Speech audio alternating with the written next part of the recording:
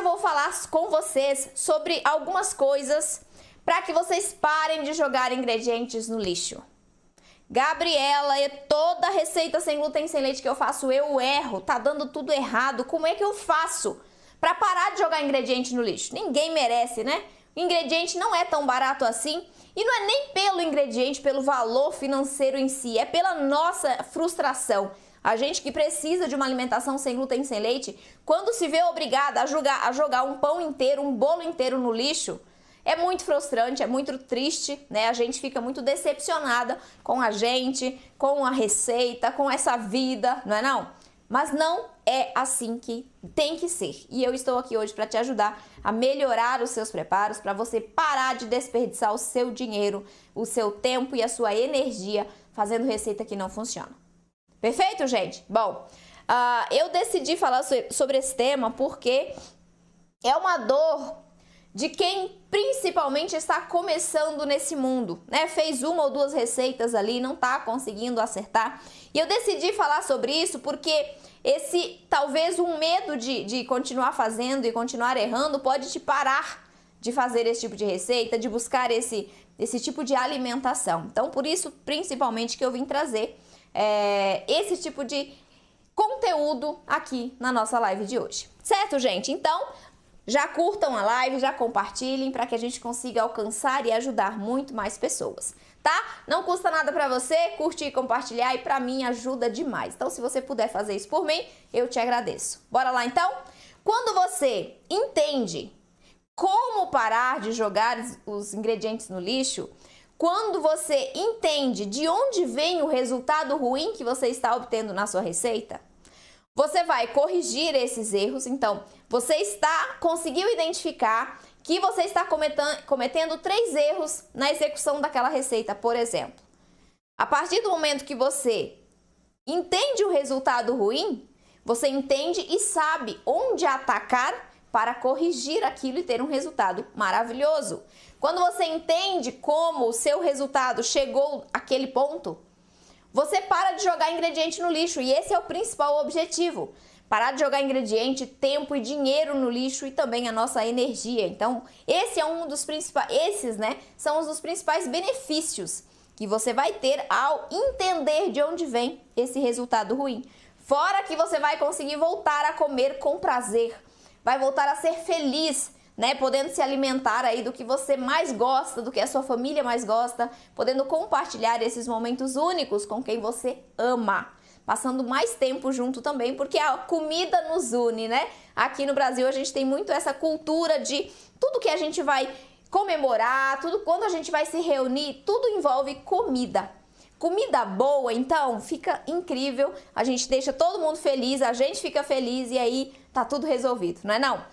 Outra coisa, e essa é muito importante, é que quando você entende os seus resultados ruins, aprende a corrigi-los, você se sente capaz.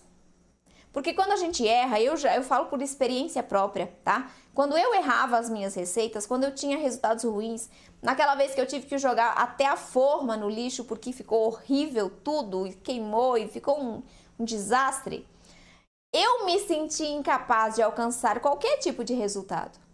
Então, quando a gente entende o resultado ruim, quando a gente consegue corrigir, a gente faz o que a gente sente mais falta. A gente se sente capaz de fazer o que sente mais falta. O que mais ama, o que nunca mais comeu depois que tirou o glúten e o leite da alimentação, né? Então, tudo isso são benefícios que você vai ter no seu dia a dia, que você vai ter na sua vida, quando você identifica o erro e sabe corrigir. Tá bom? Então, vamos tentar conversar um pouquinho sobre esses erros? Hoje eu trouxe aqui alguns erros. Vamos aprender a identificar na nossa receita esse erro e eu vou em seguida te ajudar a corrigir esse erro para que o seu resultado fique melhor, tá bom? Então vamos começar. Primeiro erro, na verdade eu dividi esses erros em 2 grandes tópicos. O primeiro tipo de erro é aquele erro catastrófico, aquele erro que você tem que realmente jogar tudo no lixo porque não dá para aproveitar nada. E a segunda classe, né, a segunda categoria, é aquele erro que dá pra comer, sabe? Ficou assim, meio úmido demais, meio seco demais, mas dá pra comer. Então tem duas categorias de erro e eu vou começar com o catastrófico. Aquele que não dá para comer de jeito nenhum. Alguém já cometeu um erro que teve que jogar tudo fora porque não dava para comer? Eu já. E não foi só um não, foram vários tipos de erros que eu cometi, várias receitas que eu tive que jogar direto pro lixo. Inclusive eu me lembro de uma receita que eu fiz de um pão de batatinha inglesa. Pensa num negócio que ficou horrível. Ficou parecendo um purê mal feito, cozido, a coisa melequenta. Horroroso, horroroso. Joguei tudo no lixo. Bolo, já vou falar sobre um exemplo de bolo. Vamos começar por ele. Tem um erro que muita gente comete, por incrível que pareça, nos bolos. Gabriela, o meu bolo ficou com um gosto horrível. Um gosto metálico, um gosto meio amargo, um negócio esquisito. Meu Deus, o que foi que eu fiz? O que eu coloquei nessa massa para ficar com esse gosto amargo? E aí, eu vou te contar por experiência própria, porque eu já cometi esse erro, tá? O que eu fiz? Algumas das minhas alunas também. Eu peguei o fermento químico da minha massa de bolo e substituí por bicarbonato de sódio, na mesma proporção. Ou seja, se eu coloquei 15 gramas ou uma colher de sopa de fermento químico, eu tirei essa colher de sopa, esses 15 gramas, e coloquei 15 gramas de bicarbonato de sódio. Não dá para comer. Por quê? Vamos lá, vamos entender o bicarbonato. Dentro do fermento químico, a gente tem bicarbonato, mas ele é um dos componentes. Nós temos amido e nós temos cremor de tártaro. Então, esse mix de ingredientes vai fazer com que o nosso bolo cresça aos poucos e não fique com sabor metalizado. Agora, quando a gente usa uma grande quantidade de bicarbonato de sódio em uma receita de bolo, por exemplo, que tem que ser em grande quantidade para poder fermentar, isso as pessoas imaginam, né?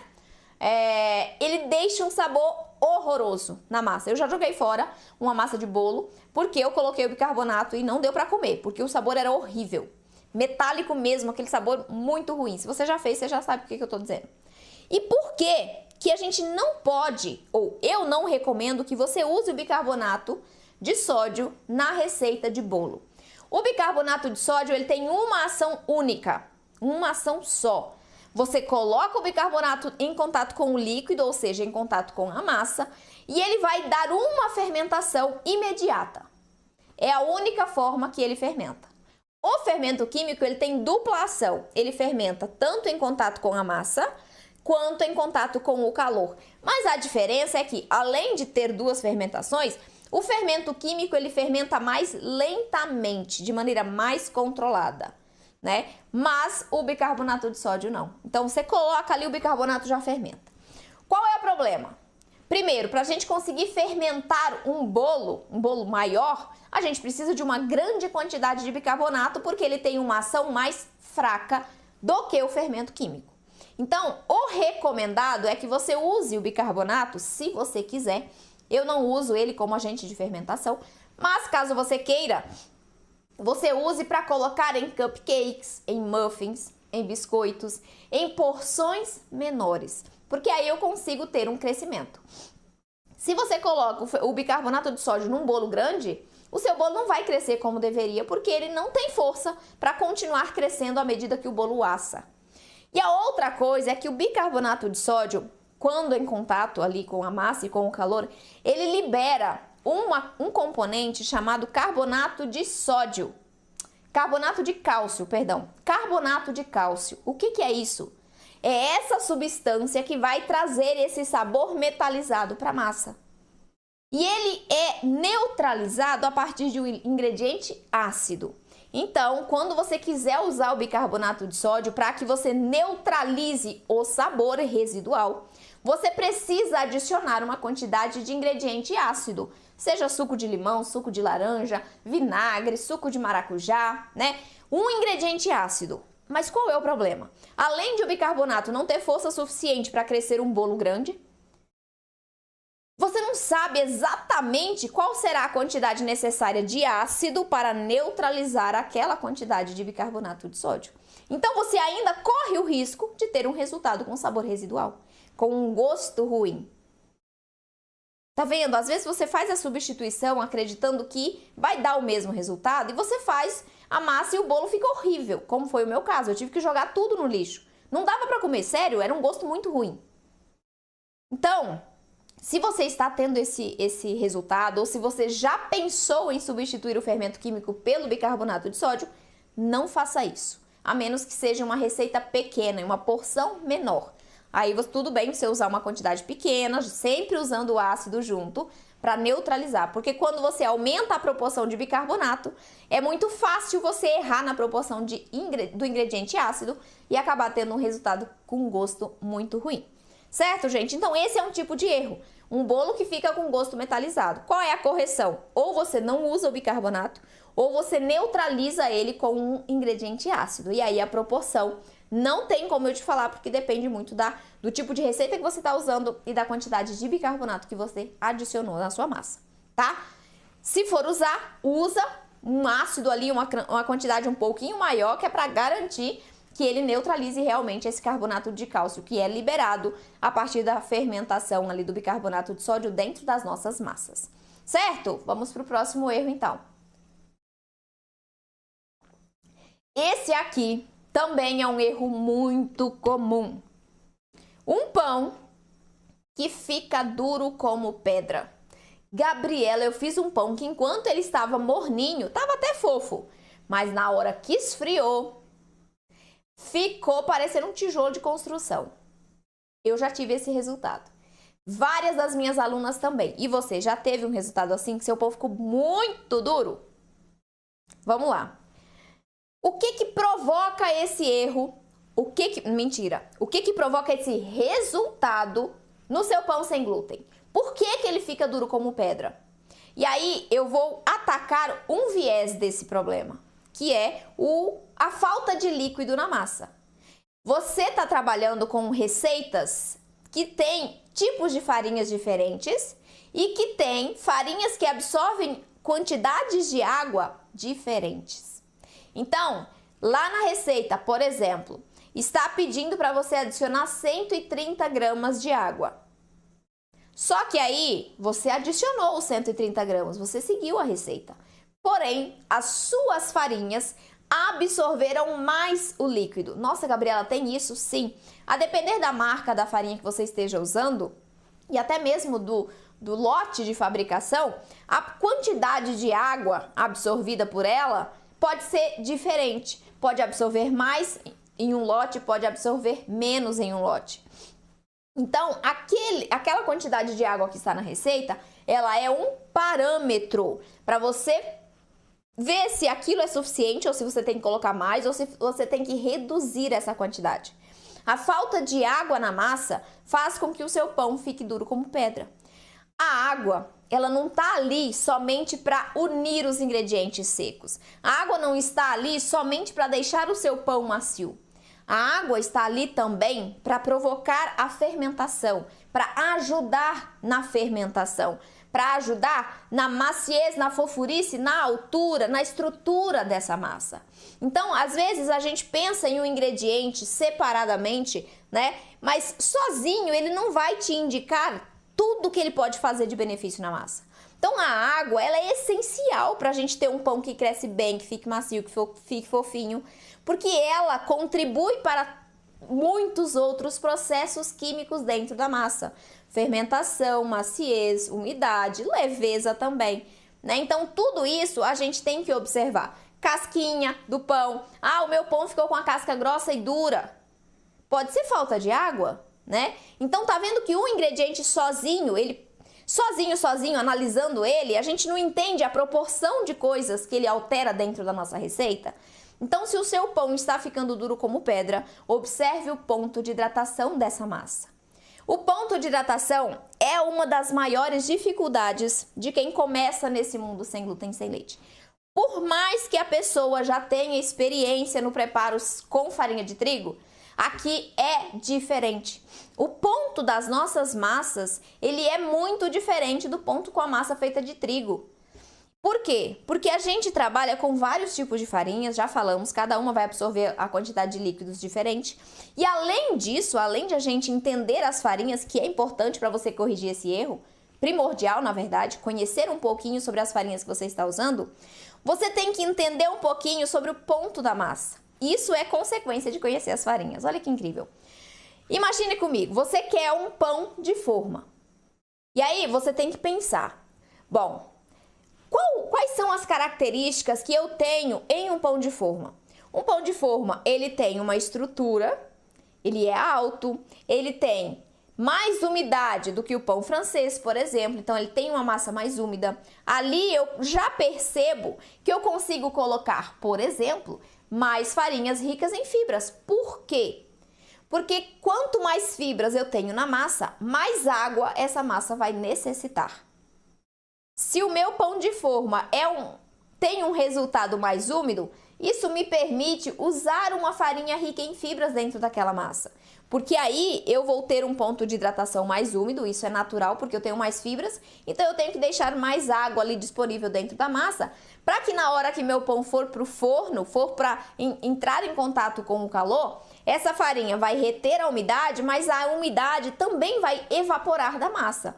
Então eu tenho que ter uma quantidade ali que seja suficiente para hidratar a farinha e para evaporar durante o processo de cocção, durante os 40, 45 minutos que o pão está assando.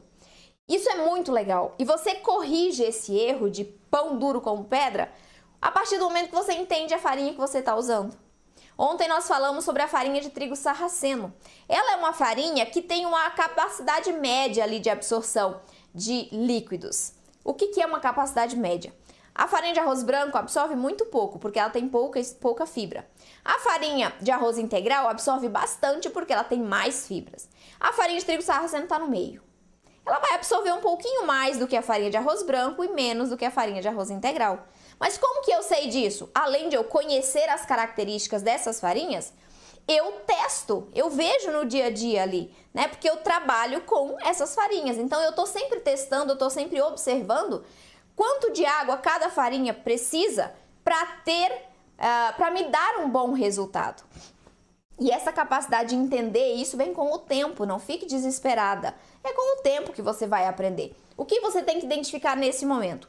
A sua massa de pão sem glúten não pode ficar tão firme que ela nem grude na sua mão. Eu tenho uma amiga minha, amiga mesmo de muitos anos, que ela também é celíaca, mas ela não mora perto de mim.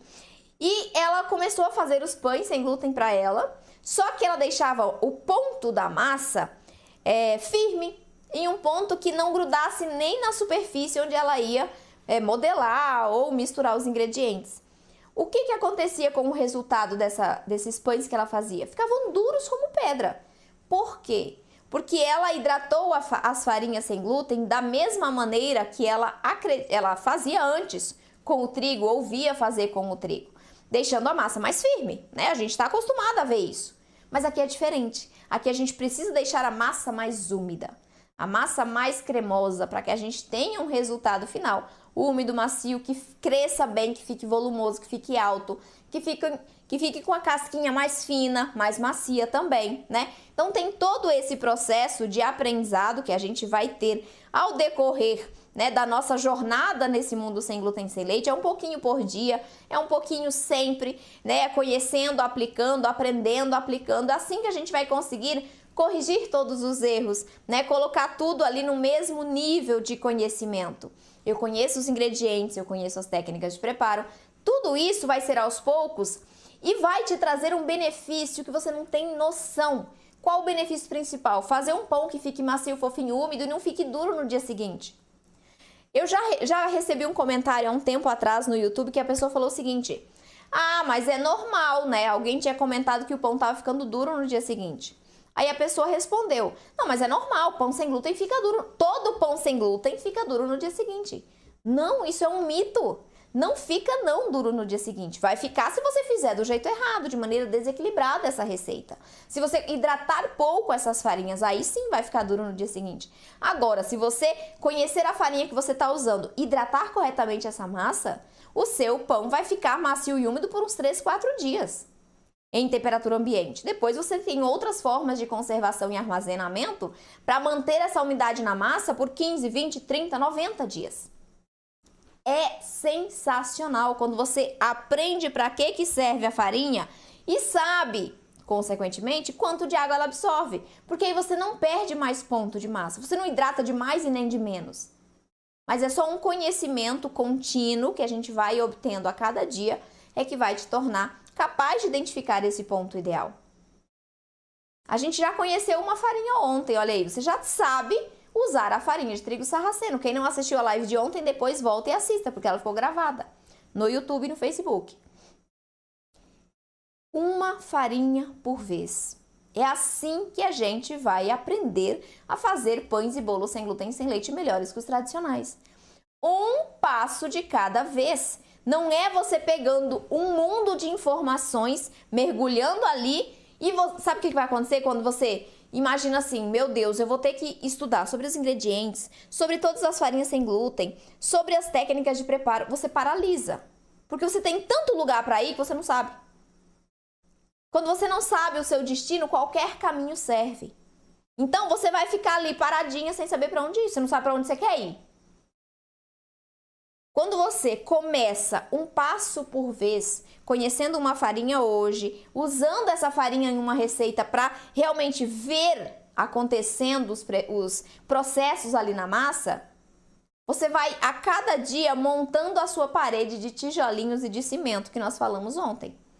É conhecimento, aplicação em receitas, conhecimento, aplicação em receitas. É assim, um passo por vez que nós vamos construindo a nossa parede de alvenaria, nossa parede de tijolos e cimento.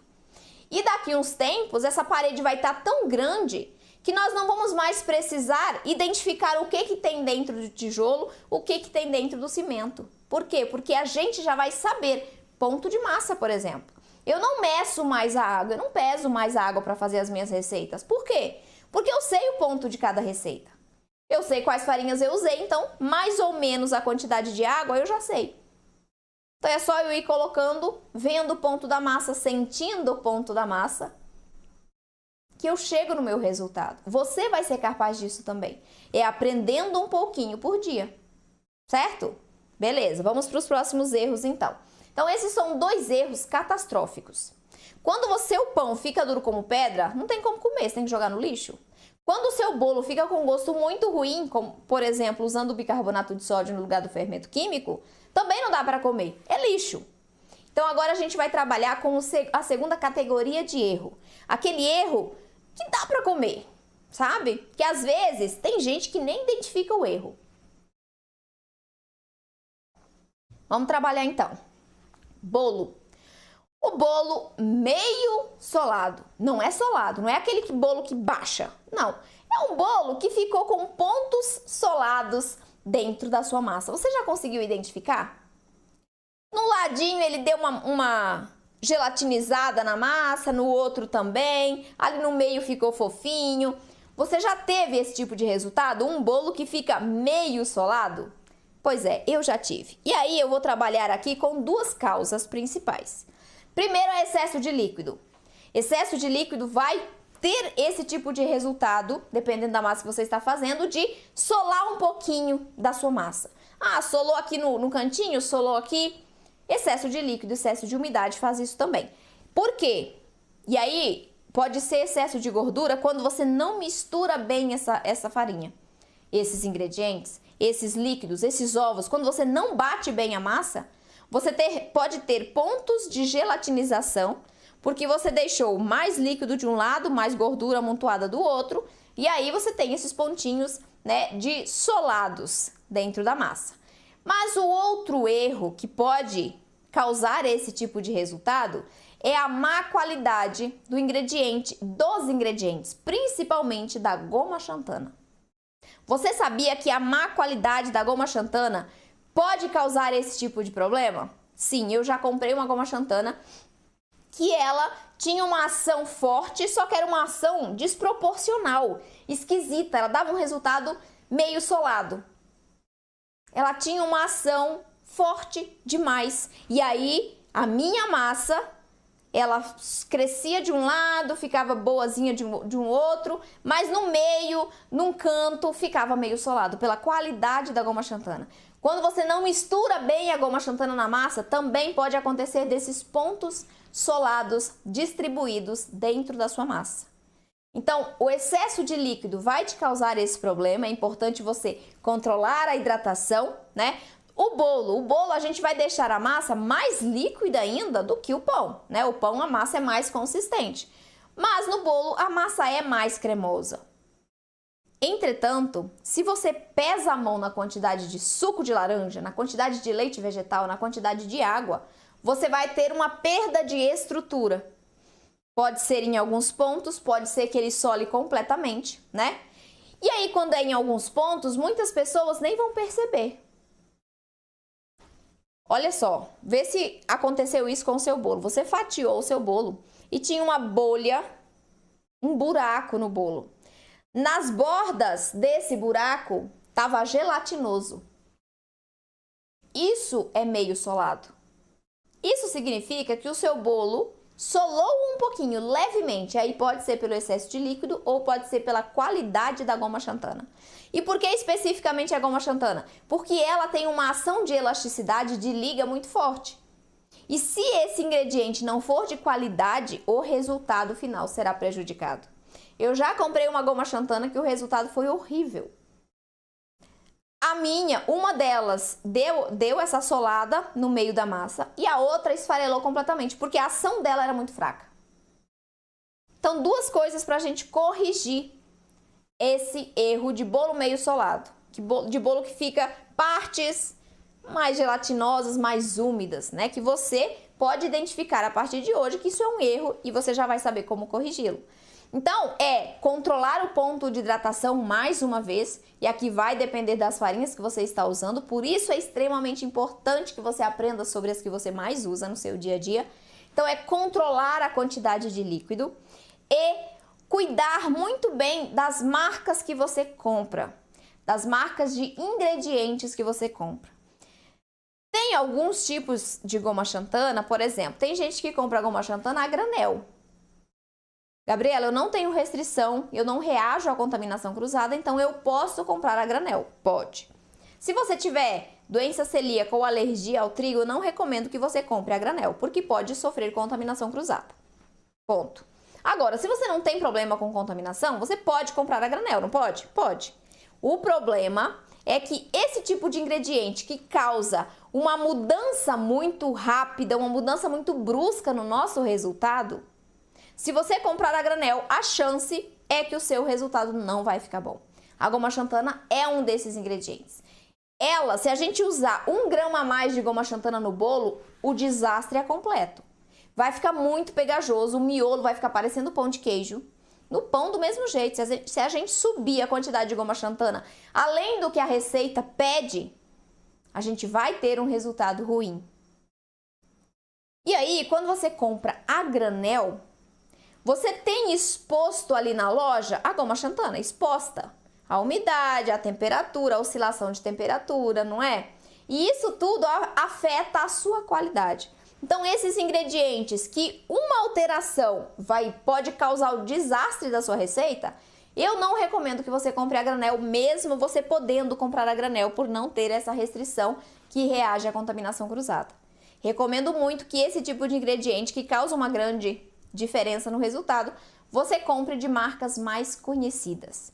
O amido de milho é outro problema. Eu tenho um aluno lá de São Paulo e ele me relatou isso. Gabriela, os meus bolos estão ficando com pontos meio solados.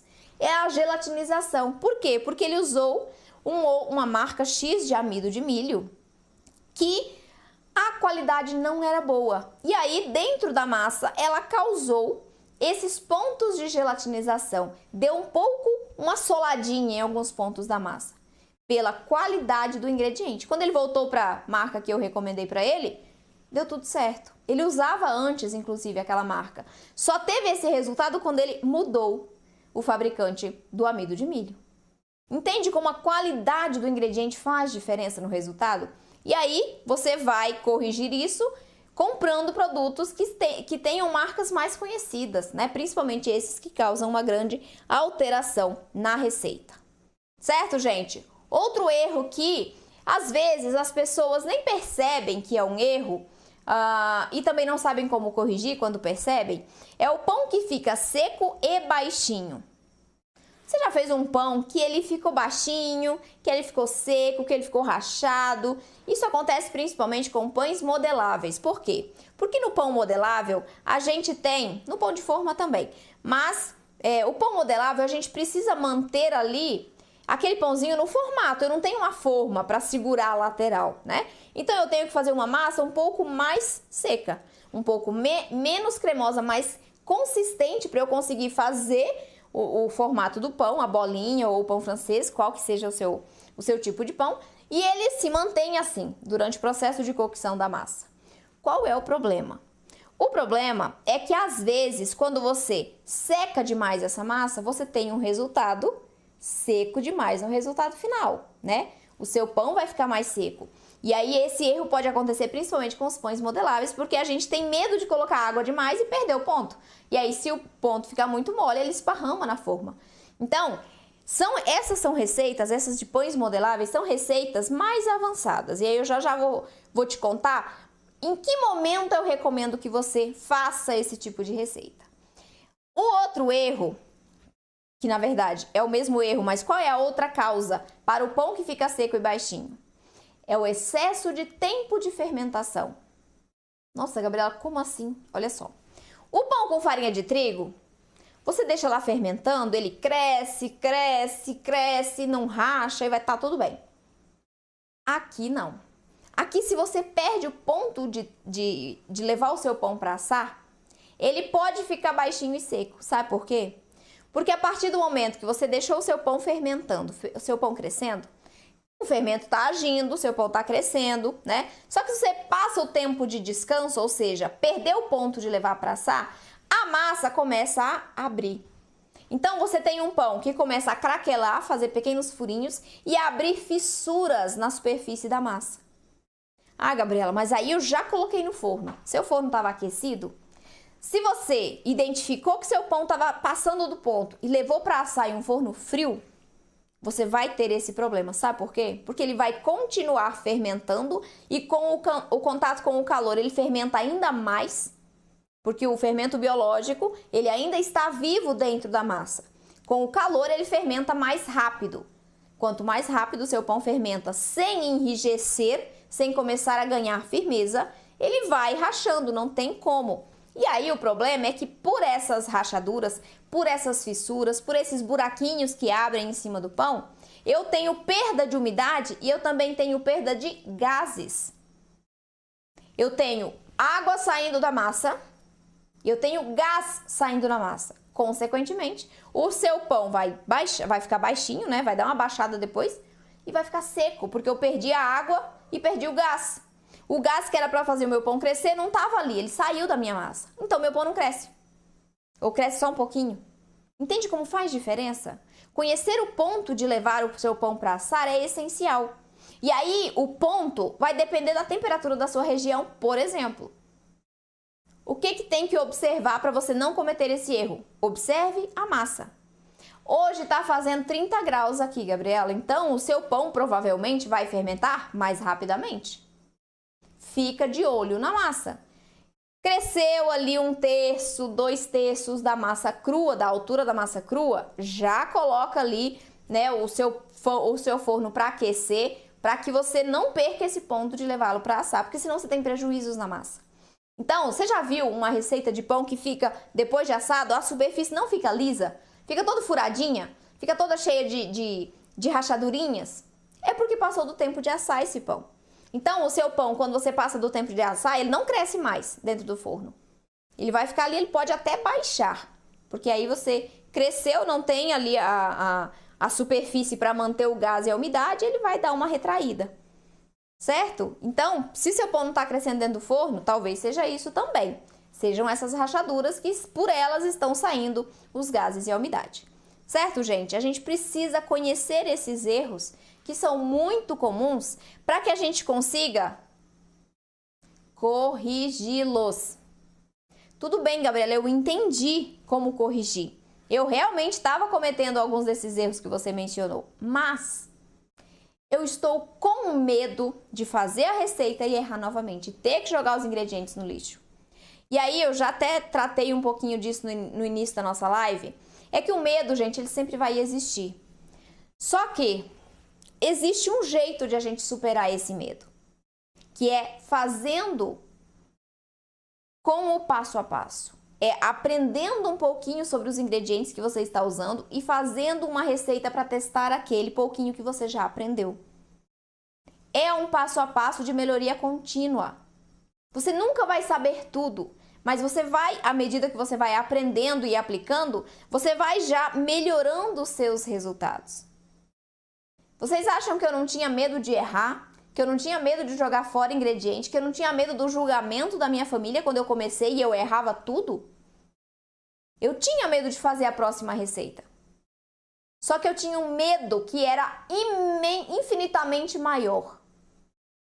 Nunca mais comer um pão francês. Nunca mais comer um sonho de padaria macio, fofinho, saboroso. Continuar comendo um pão seco porque era o que eu sabia fazer. Esse era o meu maior medo. E quando a gente tem um medo maior, e esse medo maior ele vai de encontro ao nosso medo menor, o medo menor desaparece. A gente faz o que tem que ser feito. A gente faz o que tem que ser feito. É normal a gente se sentir assim.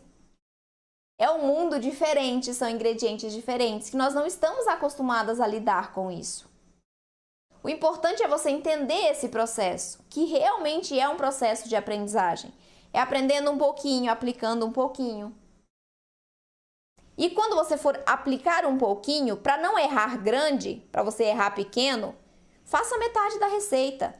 E outra coisa importante, talvez você esteja errando porque você esteja tentando fazer receitas que são muito avançadas para o conhecimento que você tem. Exemplo. Ai, Gabriela, eu nunca fiz uma receita, mas eu quero fazer um pão francês. Eu, sinceramente, não recomendo que você comece fazendo pão francês. Pelo simples fato de que o pão francês ele demanda mais conhecimento. Porque ali nós temos algumas etapas de preparo e algumas características que a gente precisa ter nesse resultado que demandam conhecimento seu. Não adianta. Você precisa entender os ingredientes para não perder o ponto da massa. Isso, quando você conhece, você entende como chegar ao ponto da massa. E outra coisa importante é, o pão francês, ele tem etapa de fermentação, execução primeiro, fermentação, e aí a gente tem a parte da cocção, que é o assamento efetivamente, que a gente tem que cuidar de algumas coisas que determinam o resultado. A principal delas é a temperatura do forno. E se você errar em algum desses passos, a chance de você ter um resultado baixinho e duro é grande. Por que eu sei disso? Porque eu demorei 15 receitas até chegar na minha receita perfeita, maravilhosa, que fica melhor do que a com trigo. 15 tentativas. E durante essas 15 tentativas, essas 15 receitas que eu fiz, sempre modificando alguma coisa para chegar ao resultado, eu tive esse tipo de resultado aí. Um pão baixinho, fica seco, fica duro. Então, você que está começando, você que está com medo de errar de novo, de perder ingrediente, ou de errar agora mesmo que está começando agora, nunca fez uma receita. Comece com receitas mais simples. Começa por um bolo simples de chocolate, de cenoura, de laranja. Um bolo que seja mais simples do que um pão francês, que tenha menos etapas do que um pão de forma, para que você consiga ter um pequeno sucesso. E esse pequeno sucesso vai te motivar para você continuar estudando e com o passo a passo certo, mais para frente um pouquinho, partir para essas receitas mais avançadas. Então tenha um pouquinho de paciência, não vá com muita sede ao pote. Ah, eu quero fazer o pão francês e pronto, eu vou fazer. O problema é que se você faz e erra, faz uma vez, erra, faz duas vezes, erra, a chance de você desanimar é muito grande. Eu não quero que você desanime. Porque é possível fazer tudo o que você ama, sem glúten e sem leite. Com muito sabor, com uma textura perfeita, lindos, melhores do que a gente comia antes. É possível, mas você precisa seguir o passo a passo certo. Se pular a etapa, se anular a etapa ali, cancelar uma etapa, você não vai alcançar o resultado. E a gente não tem tempo para perder, a gente não tem dinheiro para jogar no lixo. A gente precisa da nossa saúde hoje. Então a gente não tem tempo de ficar testando coisa que não vai funcionar. Fazer uma receita qualquer sem conhecimento. Não funciona. Se você começou assim, vamos dar um passinho para trás? Se você começou pegando uma receita qualquer e fazendo sem conhecimento, para um pouquinho, respira e vamos voltar um passo. Vamos primeiro entender a receita que você está fazendo. Será que ela realmente está equilibrada? Como é que você vai saber se uma receita está equilibrada ou não? A partir do conhecimento que você tem sobre os ingredientes. Tá vendo que tudo nasce a partir do conhecimento que você tem sobre os ingredientes? Você vai identificar o erro, você vai saber corrigir, você vai saber identificar se uma receita funciona ou não. Você vai saber melhorar a sua receita, você vai saber substituir os ingredientes, você vai saber combinar farinhas, substituir farinhas. Usar outros ingredientes para melhorar a textura, o sabor, para agradar a sua família, para reduzir o custo. Tudo nasce do conhecimento sobre os ingredientes. Tudo está diretamente ligado. E indiretamente também. Então é muito importante que você entenda isso. Eu estou trazendo esses conteúdos nas lives para dar clareza para vocês de que o mais importante, antes de executar a receita em si, é você entender a receita. É você entender para que serve a farinha de arroz, o açúcar. E não é ter uma faculdade de cada ingrediente. Não, é o conhecimento básico. Qual é a função principal da farinha de arroz? Ela tem sabor residual ou não? Ela tem muita fibra? Não, tem um pouco. Eu posso combinar então com uma farinha que deixa sabor residual, a trigo sarraceno que a gente falou ontem. Por quê? Porque eu tenho uma farinha neutra e uma farinha que deixa sabor residual. Eu tenho ali então um sabor que fica mais fraco no resultado final, se eu souber usar. É simples, mas você precisa fazer esse passo a passo. E eu quero te ajudar nisso. É por isso que eu estou aqui. Porque eu sei o quanto é triste a gente comer um pão seco ou não comer nada, ou ficar olhando os outros comerem. Porque você não sabe fazer, porque você não tem opção de comprar, porque o que comprar é ruim e caro. Eu sei como é isso. Porque eu passei por isso por muitos anos. Só que eu descobri um jeito de fazer do jeito certo. Eu descobri uma maneira de fazer tudo que eu tenho vontade. E é por isso que eu venho aqui, porque eu quero passar esse passo a passo para você. Porque eu quero te ensinar essa metodologia. Porque é ela que vai te tornar capaz de fazer pães e bolos sem glúten sem leite melhores do que os com trigo, melhores do que os de padaria. Eu tenho provas disso. Minha e das minhas alunas e alunos também. E eu quero te ajudar. Por isso que eu estou trazendo esse conteúdo nessas lives. Por isso que nós vamos fazer o evento. Tem tanta informação. Se você parar para analisar todas as lives que eu faço aqui, tem tanta informação útil para você em cada live. Começa a tomar nota. Ontem a gente falou só sobre a farinha de trigo sarraceno. E foi uma live muito intensa, com muito conteúdo. Característica, função, combinação, proporção de tudo isso. Toma nota. Vá começando a escrever tudo que você vai aprendendo e que for importante para você ver no final de uma aula como a de hoje, o quanto que você aprendeu e o quanto você vai evoluir e melhorar os seus resultados. Eu não estou aqui falando coisa que não funciona, que são inúteis para você. Não. Tudo que eu trago nas minhas aulas são coisas que eu passei, que eu testei e que agora eu achei o jeito certo de fazer e eu ensino o jeito certo de fazer. É só o que funciona. Eu não quero que você passe 5, 6 anos.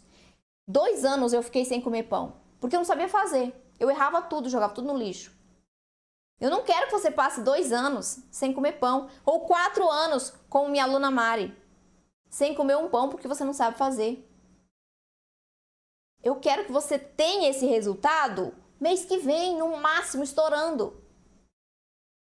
Com o método certo, vou te contar, minhas alunas têm resultados em menos de 2 semanas. E não é que elas sabiam fazer receita, não, elas estavam errando as receitas.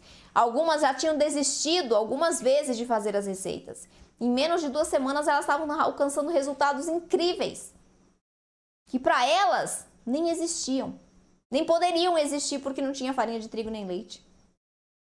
É isso que eu quero te ensinar, é por isso que eu trago esses conteúdos aqui. Eu espero realmente que eu tenha te ajudado nessa live de hoje com esses erros, né, que são muito frequentes e como você pode corrigi-los para ter resultados melhores do que os tradicionais. Certo, gente? Vamos para as perguntas então? Deixa eu pegar meu celular aqui. Você tem confeitaria saudável? Lidiane, o meu curso ele é de bolos e de pães sem glúten e sem leite, tá? E aí são saudáveis também, né? Porque a gente tira o glúten e o leite, a gente usa farinhas mais nutritivas para que a gente tenha não só a saúde de tirar o glúten e o leite, não, que a gente tenha nutrição em nossas receitas para melhorar a nossa saúde, né? Para trazer mais fibras, proteínas, gorduras boas, vitaminas, minerais. Então, sim, a gente trabalha com farinhas que são ricas nutricionalmente, de maneira equilibrada em nossas receitas. Então, nossas receitas são, sim, mais saudáveis. Olá, gente. Olha, um monte de aluna aqui, que incrível. Ai, que vocês são demais, meninas e meninos também. Um monte de aluno, gente nova. Boa noite. Como fazer para que depois do pão assado feito com farinha de arroz não comece a ficar seco a partir do segundo dia, apesar de ter sido convenientemente hidratado? Célia, você já deu a resposta à sua pergunta aqui. Você colocou feito com farinha de arroz. A gente nunca faz um pão sem glúten só com farinha de arroz. A gente precisa usar os outros grupos de farinhas. A gente vai tratar muito mais sobre grupos de farinhas lá no evento, tá? A gente precisa combinar farinhas para que juntas elas supram a falta da farinha de trigo e do glúten, ou seja, deem estrutura, elasticidade, maciez, umidade. Quando você usa só farinha de arroz não tem liga, não tem maciez, ela tem estrutura. Então, o seu pão vai esfarelar, tá? E vai ficar duro no dia seguinte. Meus pães ficam macios até o terceiro dia e até na geladeira. Eu coloco farinha de amêndoas e ficam deliciosos. Arrasou, Lucília, parabéns. No curso, tu ensinou como untar a forma. Eu untei errado e o bolo afundou no meio. Não foi porque você untou errado. Não foi, tá? O jeito de untar a forma, ele pode reduzir o diâmetro do seu bolo e pode fazer com que o seu bolo cresça em cone, mas baixar não, tá? Então, se o seu bolo de laranja baixou, foi porque tinha muito suco de laranja na massa, tá? Perdeu a estrutura. Excesso de líquido faz com que o bolo baixe, tá? Então, da próxima vez, coloque menos o suco de laranja, tá? Uma quantidade menor. Hoje fiz o bolo de chocolate que leva o café coado. Receita sua, ficou simplesmente maravilhoso. Obrigada pelos seus ensinamentos, apesar de ter sido somente um mini curso com você. Ai, que bom, Gelsi! Bom demais. Fico feliz que você tenha gostado, viu? Ah, eu lembro de você, Luísa. A Luísa é minha aluna. Ela mora lá em Manaus, né, Luísa? Manaus? Acho que Belém do Pará, não é, Luísa? Ah, não me lembro, gente. Se é Belém do Pará ou se é Manaus. Tá. A Luísa, ela foi comprar uma goma xantana a granel. E aí eles venderam um pacotinho de goma xantana, tá? Embaladinho. E ela foi pra casa fazer as receitas. Mas não tinha Cristo que fizesse os pães dela funcionarem. Não funcionava. Ficavam horríveis os pães dela. Aí a gente, né, eu comecei a analisar e tentar descobrir por que tava ficando daquele jeito. E eu pedi uma foto da goma xantana que a Luísa comprou. Gente, a goma xantana que ela comprou, que não era goma xantana, era um produto, uma farinha amarela. Goma xantana não é amarela. Ela é bem begezinha, bem clarinha. Então eu falei, isso aqui não é goma xantana. Luísa, volta lá na loja e fala que isso aqui não é goma xantana. E dito e certo, gente, ela voltou na loja e realmente não era goma xantana. Comprou correto e deu tudo certo. Acontece. Nunca usei a goma, é necessário ou posso usar o psyllium sempre? Raquel, você pode usar o agente de liga da sua preferência, tá? Qual é o mesh da goma xantana e qual a marca? Eu recomendo que vocês usem 200 mesh, porque ela é mais fácil de misturar nas receitas, tá? Ela tem uma boa absorção de umidade, então a de 200 é melhor. E deixa a massa mais fofa, mais leve. A marca que eu recomendo para vocês, eu não uso mais goma xantana por motivos de saúde, tá? Mas eu sempre usei e recomendo que meus alunos usem também, e vocês, que é a da Leve Croque. Pra mim é a melhor goma xantana, é a que tem melhor qualidade, tá? Minha farinha de trigo sarraceno veio escura, é normal? É normal, ela pode vir escura. Algumas marcas, sim.